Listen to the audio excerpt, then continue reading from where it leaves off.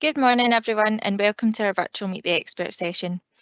My name is Lindsay, and I work for Skills Development Scotland in the My Worlds of Work Live team. My Worlds of Work Live is about helping young people like you understand what jobs are going to be needed in the future and help you understand the skills that you'll need for them.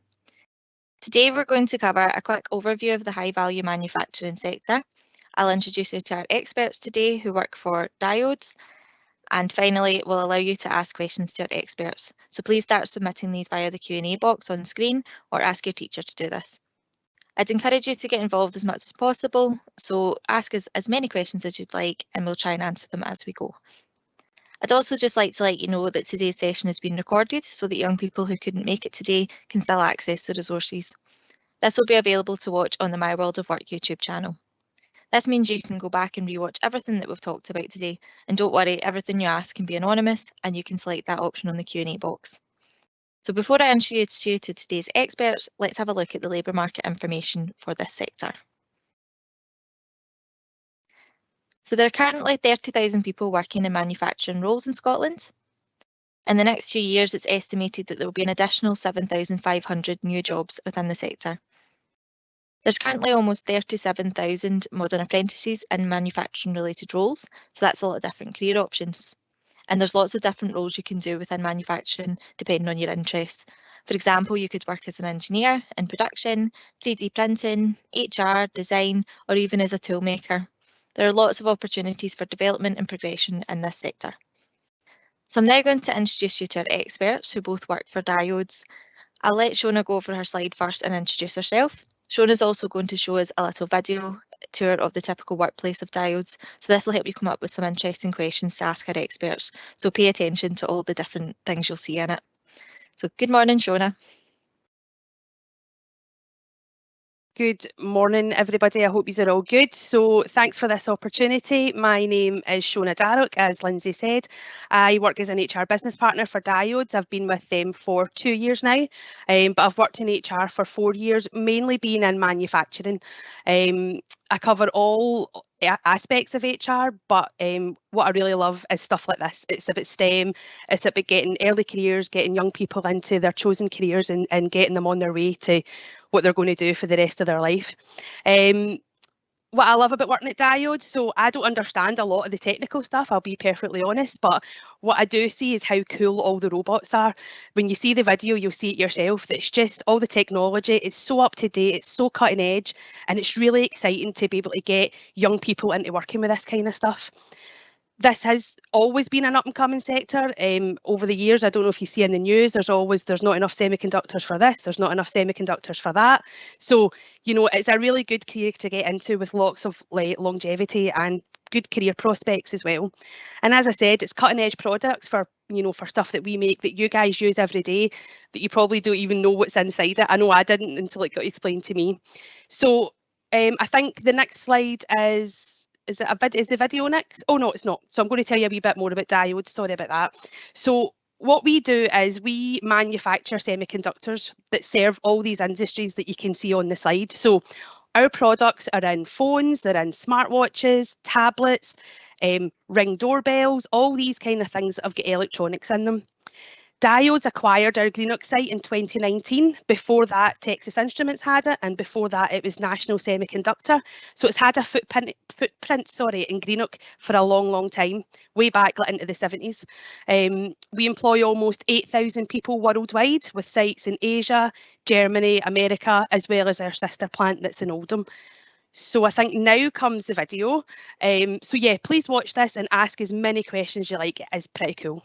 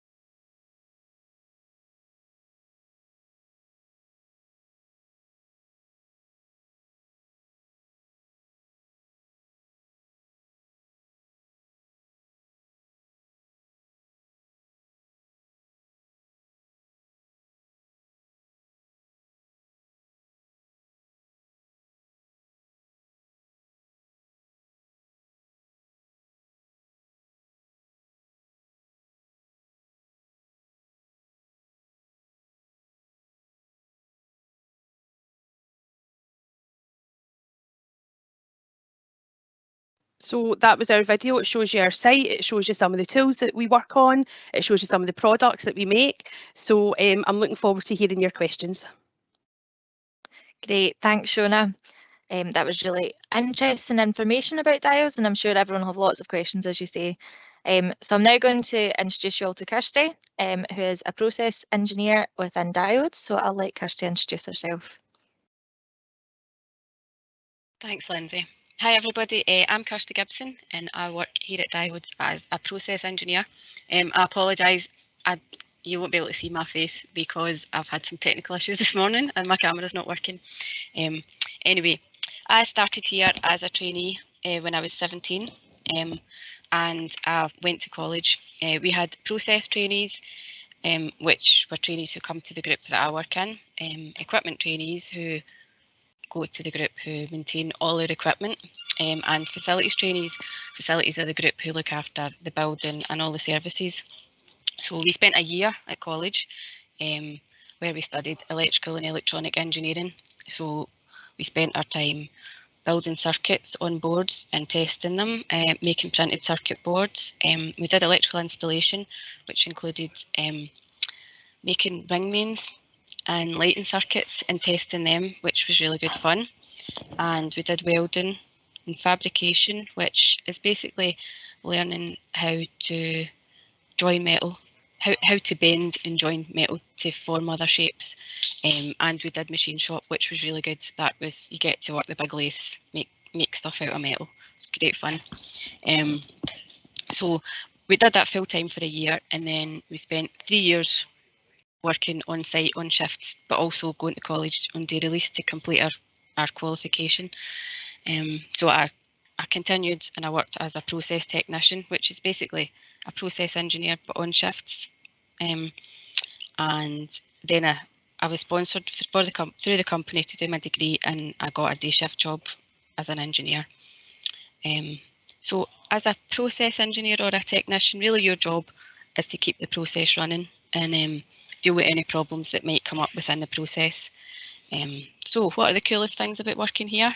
You can go to college and get paid for it. We make products that go into the most up-to-date electronics, as Shona already showed you. So your most up-to-date phones, all your fancy gadgets, we're making parts for them. And also, as Shona said, working in electronics, we're building the future, because electronics is not going away. It has been for 40 years, an up and coming industry, and it's not going away. It's just getting bigger and bigger. So what do we actually do here at Diodes? I've got another couple of these slides here. Okay, so at Diodes, what we make are microchips. So in our plant, what we actually make is this here on the left, which is silicon wafer. So we start with a bare wafer, doesn't have anything on it, and we transform it into what you see here, which is all patterned. So then this wee square that I've highlighted, this is this blown up here, which is showing you what each one of these wee squares you can see on here is one chip, or what we would call one die. So down at the bottom, this shows you what we see when we look under the scope, and each one of these looks like this. So you can see all the pattern, very intricate. And then when we're finished, we send these whole wafers, we send them out to our assembly plants. And what it finishes up with, they test every die, make sure every die works, and then they put each die into a package, which is what you see on the right hand side is a packaged chip. So if I can move on to my next slide, please. So what exactly is a microchip? So a microchip is an integrated circuit. So if you were to take something electronic apart, you can see inside it, it's got boards, what I've spoken about earlier, a printed circuit board. So you'll see where it has metal tracks that go around and join all the components together. So basically an integrated circuit does the same thing, but inside a chip. So we just make it really small. So we create all the components within a sheet of silicon. So on the left hand side here on this slide, you can see at the top, this is the representation of a diode. So a diode has like three connections. So it has a base and a collector. You have to put enough current into them to switch the device on, and that allows current to flow out through the emitter. So when we make these, we use different areas of the silicon to represent each part.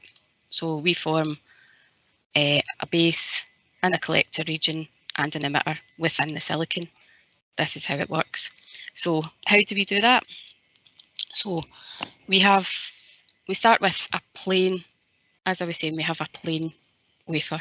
So we build up layers. So basically we create areas within this, and we make their electrical characteristics different, and this is how we make it work as a circuit. So we have different groups within process. So we have diffusion. So diffusion grow films, or they introduce dopants, or they drive dopants further in. We have the implant group who also are bringing in dopants.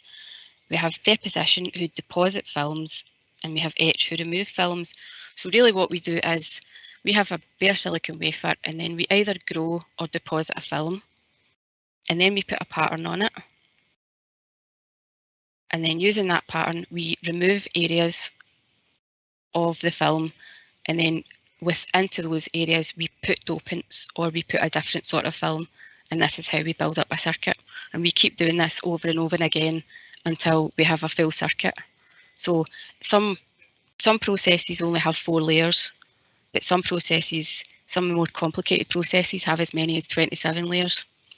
So I work in the photolithography department, which is our process is how we put the actual pattern on the wafer. So the image on the right hand side shows you how we put the pattern on. So the first picture shows we have your silicon, and then it has a film on top. So this could be oxide, it could be polysilicon, it could be aluminium. So on top of that, we put a layer of photoresist. Usually we would prime the wafers first so that they're more sticky, and then we put on a layer of photoresist. Then we introduce a mask. So we have different ways we can do this. We have like different types of systems for this expose. So we bring a mask. The mask can either cover the whole wafer, and it does the whole wafer in one shot, or it just does a single, like a little square, and we step across the wafer and do each individual part. But basically the mask has areas that are clear, and it has areas that have chrome that block the light.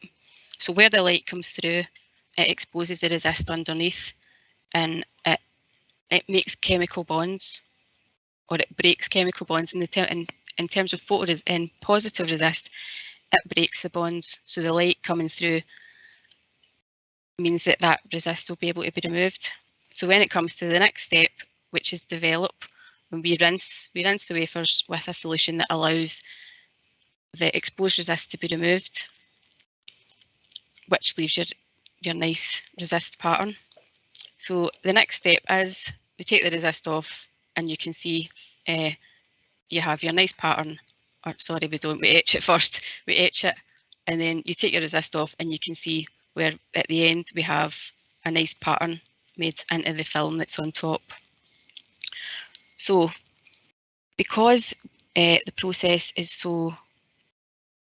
because we're using dopants, it's basically a contaminant to make different areas of the wafer do different things. It's very susceptible to contamination. So everybody who enters the fabrication area or the clean room has to wear all the gear. So you have to be covered from head to foot.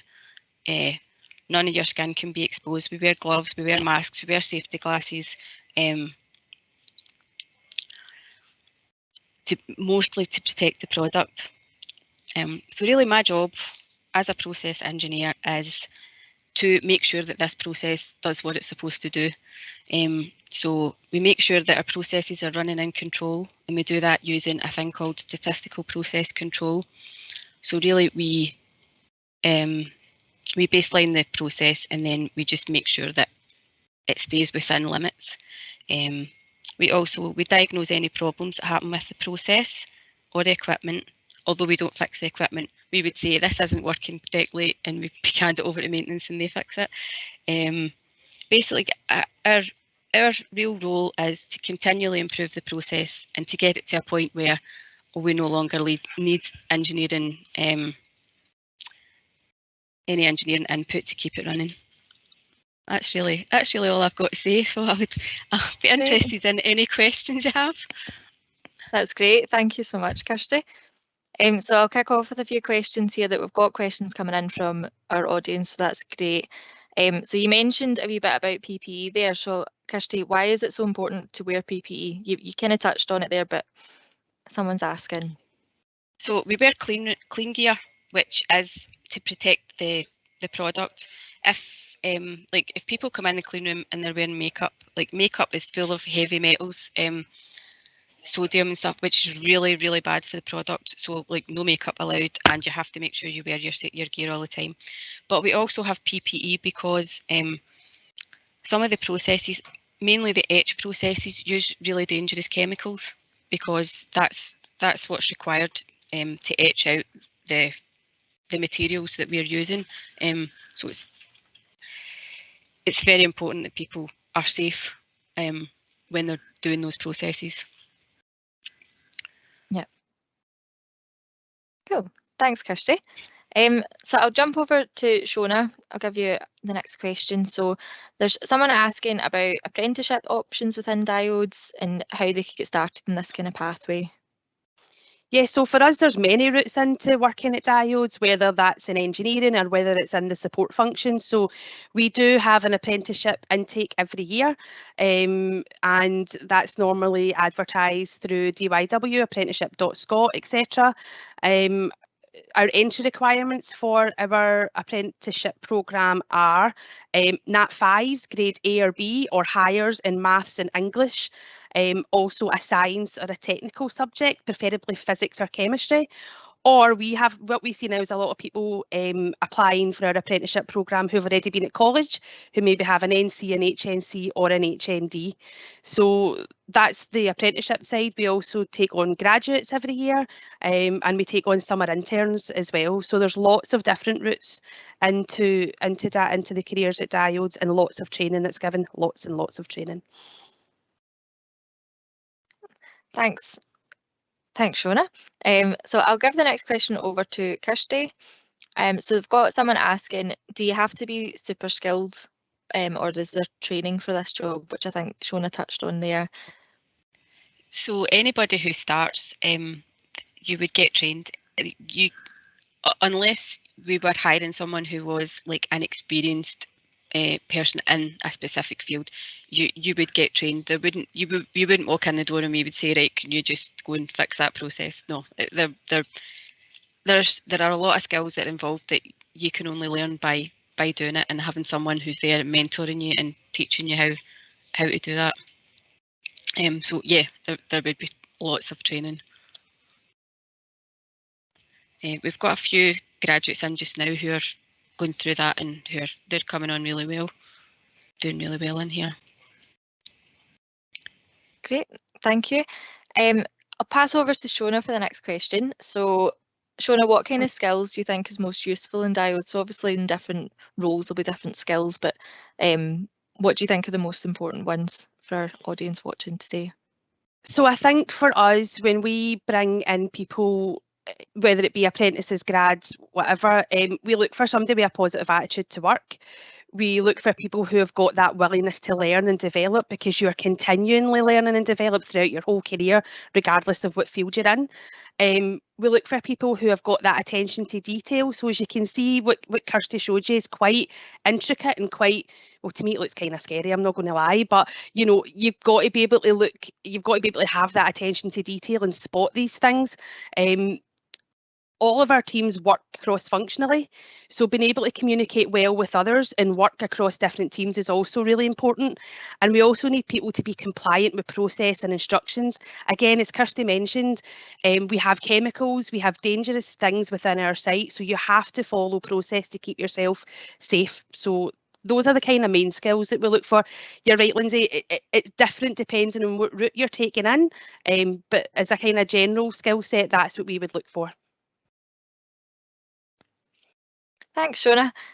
So I'll ask the same question to Kirsty. I guess specifically to your role, what kind of skills would you say are most important? So computer literacy is a big one. You need to be able, says me who I couldn't get my camera to work.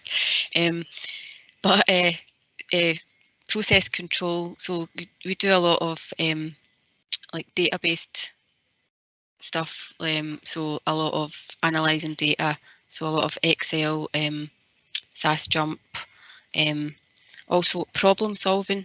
See, just being able to look at a problem and say, right, what is causing this? Like, just get down to bare bones and say, right, is that the cause of this? No. Is that the cause of this? No. And being able to work through in a methodical manner.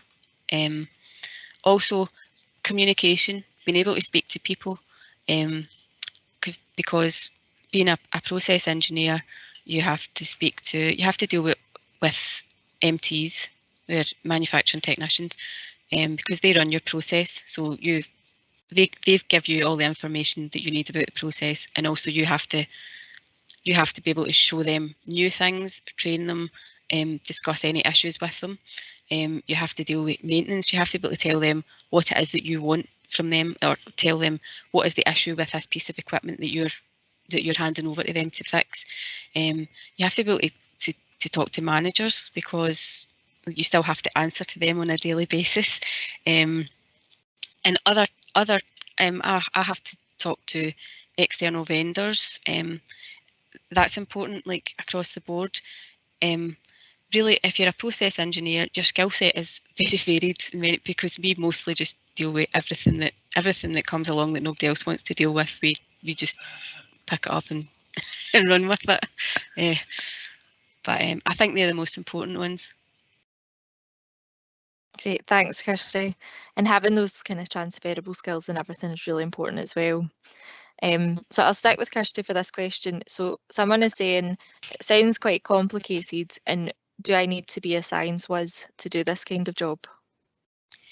I think to be a process engineer, you do need some sort of science or engineering background. If you didn't understand, if you didn't have a scientific or engineering type background, I'm not sure how well you would get on, because it is quite technical, and the processes are quite complicated. So I would say yes, definitely. Not a science whiz, but you do need a scientific background. So what kind of, just as a follow-up, what kind of subjects would you say would be good to take at school for that kind of, if you wanted to go into that kind of career? So I would say your sciences, technical type, and possibly computing might be good. I would say most of our graduates are coming from chemical engineering, which is what I did, chemistry, physics, applied physics, those types of areas. Or there is also electronics, because that's what we did when we were trainees. We learned electronics, and then we moved on and we did. Some people have come in through the mechatronics route, which is it's a mix of mechanical and electrical or electronic. So your science type and technology type subjects. Great, thanks, Kirsty. So I'll pass over to Shona. Is there anything you would want to add to that? Yeah, so again, that's going into Kirsty's route. We also have different routes into support and stuff. So the likes of IT. Now our IT is very, very complex, and that also kind of leads you to have maybe an understanding in manufacturing as well. So there's that kind of side too. There's also obviously finance, there's procurement, there's HR. So there's lots of different routes, but yeah, what Kirsty said, your sciences, maths, English, these are the ones that are most important. Thanks, Shona. So take the next question. I'll stay with you just now. So someone's asking if they need to go to university if they wanted to work in this kind of sector. Well, it depends. So as I've kind of said before, there are quite a few routes. So we also now have graduate apprenticeships that we do at Diodes too. So it depends on what route you are most suited to. So if you want to go to uni and study sciences, then that's great. If you want to take a graduate route, then that's what we would expect. We would expect you to have chemical engineering, physics, applied physics, chemistry, electronic and electrical engineering and such. If you want to go down the apprenticeship route, that's there for you as well. We also do an intern programme. So if you're at university, you can come in and work in the summer with us, and then hopefully you come back as a graduate. So yeah, you can go to university, but there's also graduate apprenticeships that we're doing now in engineering, design and manufacture. So that's another route as well. So it just depends on what you want for your life as well, if that makes sense. Not everybody's suited to academia and exams and all that sort of stuff, and that's absolutely fine. You can still get to where you want to be by taking different paths. Yeah, definitely. I think that's really good advice. Kirsty, is there anything you want to add on to that? Yeah, as Shona said, I didn't leave school and go to university and come in here as a graduate. I left school and I spent 2 years doing something completely different, and then I started in here as a trainee. And basically, I've worked my way up. So I started as a sponsored trainee and worked as a technician, and then through the company did my degree, and then a job came up and I applied and got it, and that was how I came to be an engineer. But as Shona said, there are other routes in. There are graduate engineering posts, and it's just that I took a different route. Yep, everyone's different. So I'll stay with Kirsty just now for the next question. So someone is asking, what will the future of manufacturing be like? I think in our sector it's very bright at the moment. As Shona said, our site got bought over by Diodes 2.5 years ago. So at the moment we're in a big transition where we move from making the products we made before to making all these new products. But Diodes have a whole portfolio of brand new, really like cutting edge products that they want to start making. And for us, we're going to be their main focus for developing these. So for us, the future's really bright. We've got so many new platforms, so many new products on all these new platforms that we're putting so much energy into moving forward. So we're taking a big jump forward in technology to make these products. So it's an exciting time to be in this sector, and I think that these new products are going to, I think they're going to cement our future for a good few years. So I think the future's bright, looking good. And I think Thanks, Kirsty. there's a lot of talk just now. Sorry, there's a lot of talk just now about this a global shortage of microchips. So I think that can only help as we're trying to make more and more and more to keep up with demand. So yeah, it's looking good, very good. Hey, thanks, Kirsty.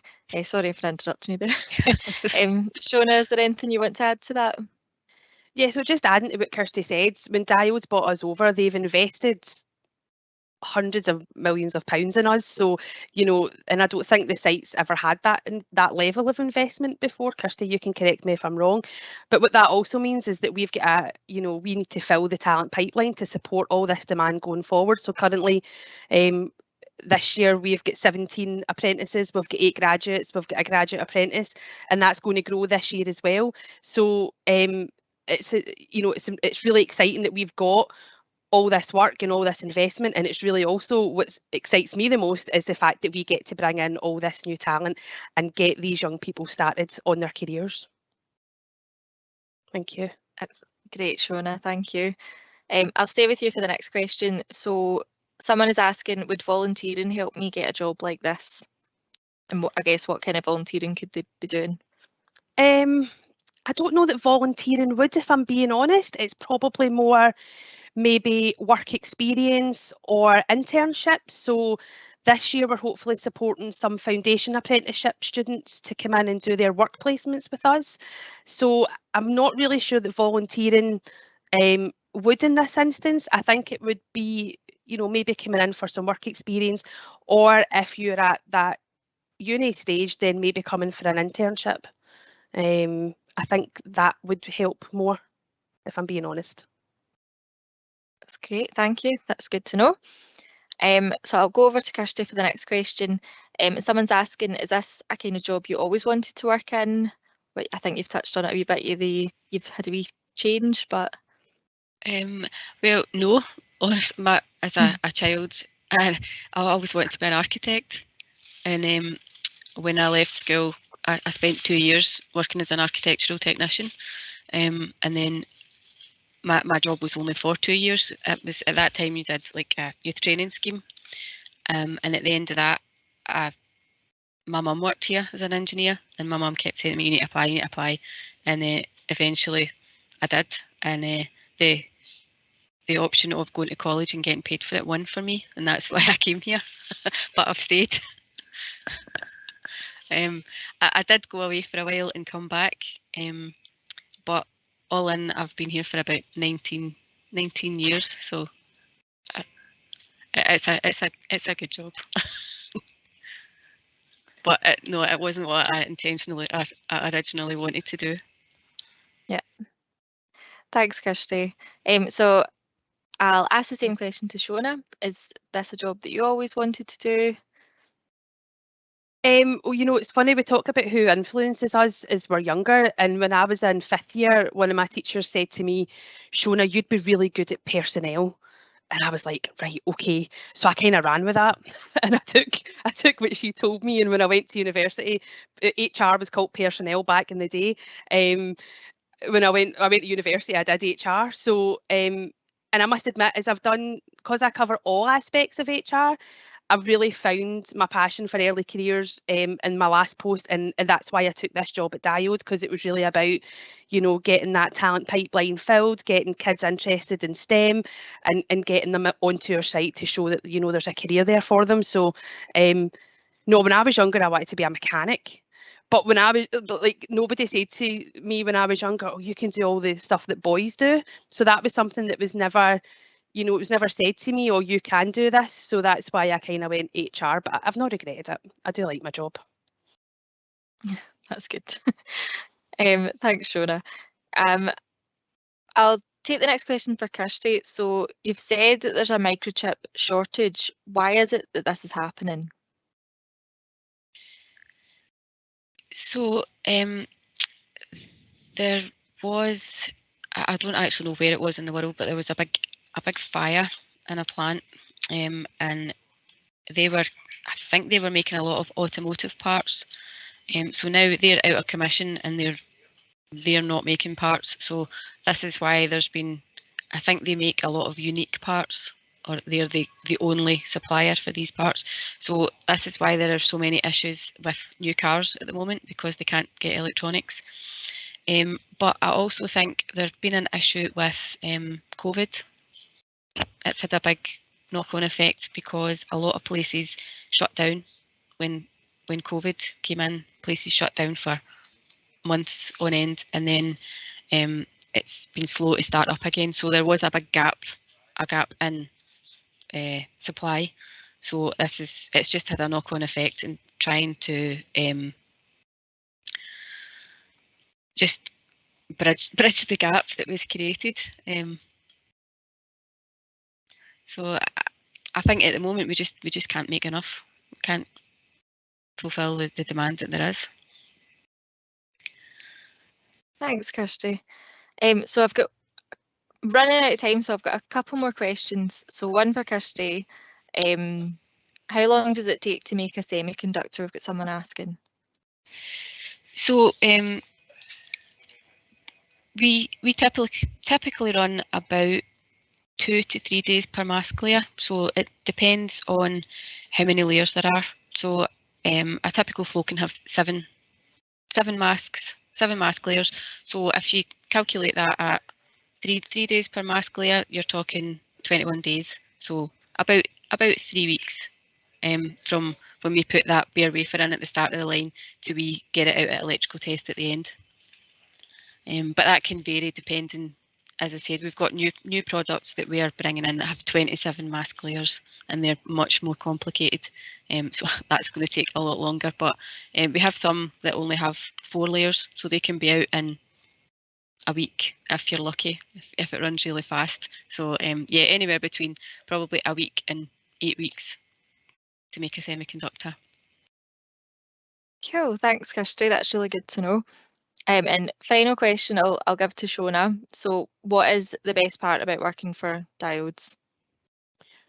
Well, for me, and me and Kirsty were talking about this yesterday actually, it blows my mind just how good all the engineers are. See, everything that they do is honestly, and I don't think they give themselves enough credit. So the stuff that we do is really cool. And I think it's just amazing. So in terms of my favourite things I work in there, the people, they're all really nice. That's a good friendly bunch. You always have a good laugh. The site's really good. We've got a gym, we've got a good canteen, and the benefits of working here are really, really good. So we are quite spoiled with working at Diodes. So there's a lot of good things about working at Diodes, and there's never been a day when I left my last job that I've regretted leave. You know, I've said, oh, I wish I was still where I used to work. There's never been a day where I've thought, I wish I was back where I used to work. I actually really love working at Diodes. That's great. Thank you so much, Shona. So unfortunately, we're out of time. So I'd firstly like to thank both of our experts for giving us such a great insight into what you both do. I'm sure our audience have loved hearing about diodes and all the different products that you produce and everything. So thank you so much. I'd also like to thank all of our attendees for joining today, and I hope you found the session useful and you've learned some more about the high value manufacturing sector. So if you'd like to get some more information on Diodes as an organisation, then you can head over to their website, diodes.com, that I've got on screen, and you can get lots of information on there about different career options and the products that they create. Also, to finish off the session, I just wanted to highlight our careers website for young people, so My World of Work. You can find out lots about careers on myworldsofwork.co.uk. You'll find out loads of information there that can help you make choices about your own career and give you some inspiration on what to do. So there's lots of tools, and those will help you understand your strengths and the different job profiles for you to explore. Also, if you're interested in finding out about apprenticeships specifically, then you can head over to Apprenticeships.scot and you'll get all the information there. There's also apprenticeships that are advertised through Diodes as well, I believe. And finally, as the sessions are designed for you, we'd love to get your feedback on what you thought of the session today. So there's a QR code on screen now, and you can scan that with your smartphone or a device, or you can ask your teacher to send that to us as well. Thank you for joining us and have a great day.